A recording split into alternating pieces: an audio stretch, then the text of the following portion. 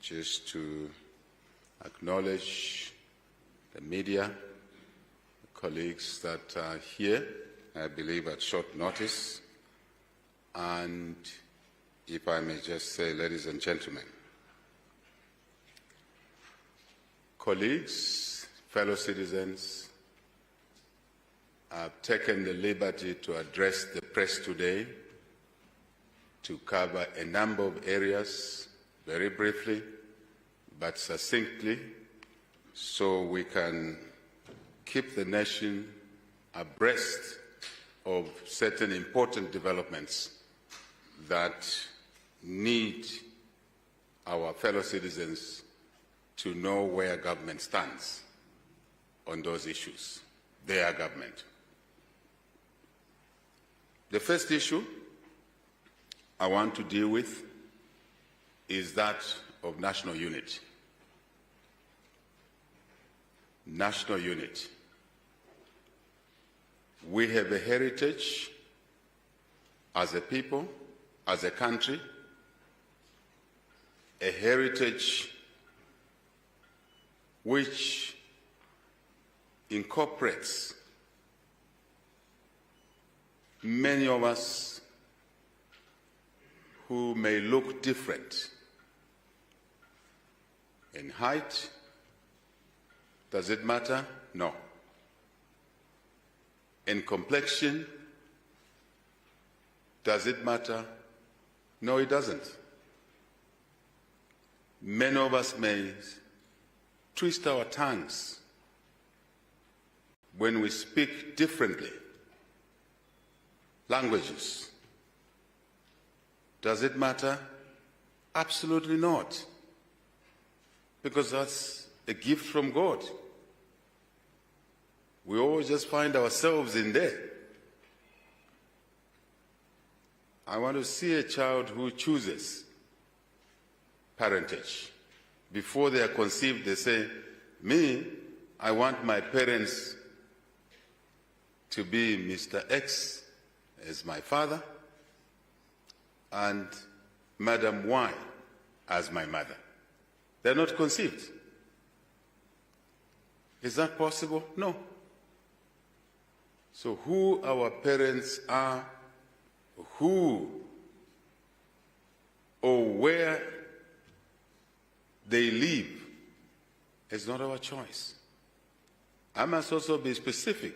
How they got to know each other, we never know, because we're not there. But we are a product of love. We're a product of love, not hatred. We are made in the image of God and no one else. It's very important. Fellow citizens, I don't comment when things happen anyhow. I have quite some patience and quite some tolerance. Levels of patience and tolerance are quite high, especially a guy like me who went through a lot to stand here as a head of state. I probably went through the worst discrimination any citizen can receive from his own or her own citizens. I went through the worst. Records are there. When you experience what I've experienced, you learn to be patient. You learn to be tolerant. You also sometimes learn to ignore certain things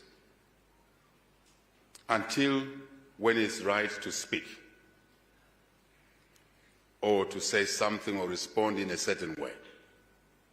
And I believe over years now, over months and days, putting all the things that have been going on together around this attack, insistent attack on national unity, on our heritage, on our unity in diversity, something we inherited from those that came before us. Some are gone.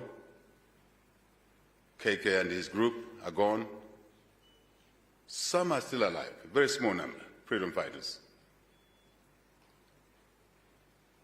We have an obligation to address this issue squarely and not to scatter around, driven on the platform or the understanding that no one, and really no one, should be allowed to divide this country. It's a heritage we are proud of. 72, 73 ethnic groups. Some will like to argue that now there are 70, no, some are close, there are 30. That doesn't matter. The message is that it's a heritage. When this country was put together as a republic, others came from the north, migrated from the north. Others migrated from the south. Others from the east, west. Others moved longer distances over many years. Others short.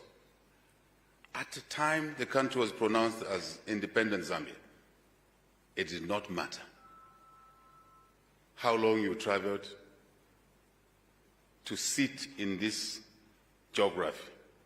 752,000 square kilometers of land, 8 + 1 neighbors. It doesn't matter what agreements existed with the BSA company, Cecil Rhodes, with the Crown of England, with anyone else. It did not matter.